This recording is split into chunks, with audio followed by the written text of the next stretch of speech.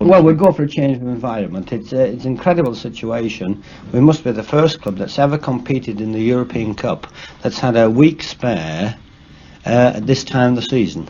And we've got to thank, obviously, Bill McGarry for this, because he's in the semi-finals at Wolves, and we should have played Wolves. And I have to thank him also, because I've spent an hour and a half with him talking about Juventus, because he played them last year.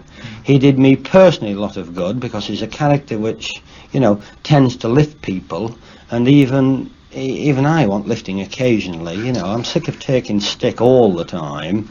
I like being lifted, and Bill did this for me, plus the valuable information he gave me, and I wished him good luck in a semi-final. He wished me good luck, but what we did was, nobody lied, you know.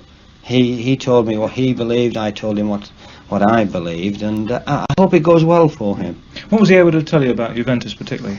He told me that they weren't particularly keen outside going at them.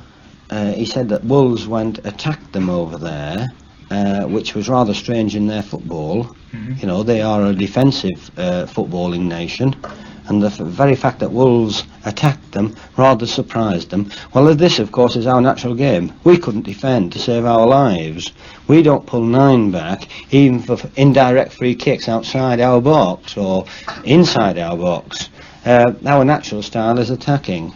So this suits us down to the ground. If we can take Juventus over there footballing-wise and attacking-wise, we'll do just that. What are the movements of your players and yourself during this next week? Well, we're going to Spain for a few days. We're going to relax, we're going to train, we're going to have a different environment. Then we're coming back to Derby for 2 days, or they are. I am not. I'm going out to watch this Juventus side. And then we will go across on the Sunday, and we'll prepare for this semi-final on the Wednesday. Taking John Charles with you, of course? He's going, yes, because we've been advised, and we think that he will be a valuable asset over there.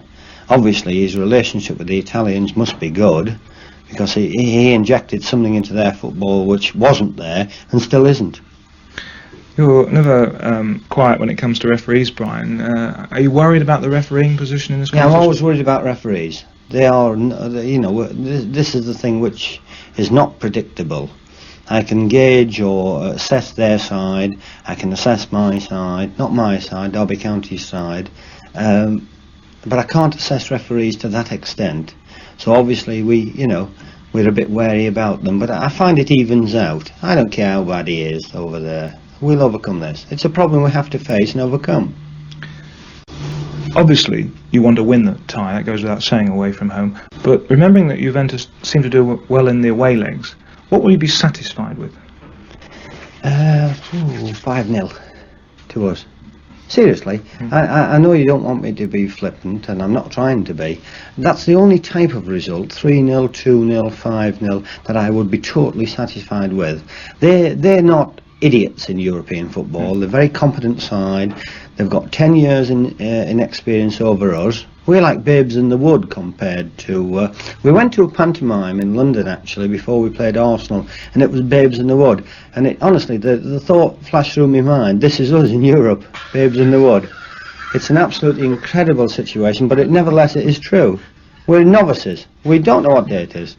I honestly don't know what day it is. And we have to try and prepare to the best of our ability. So if you say to me, well, what result would you settle for? I would settle for obviously a non-non, but the only result where I would come back completely happy would be a 3 or 4-0 victory, which, you know, is impossible, but that's the answer to your question.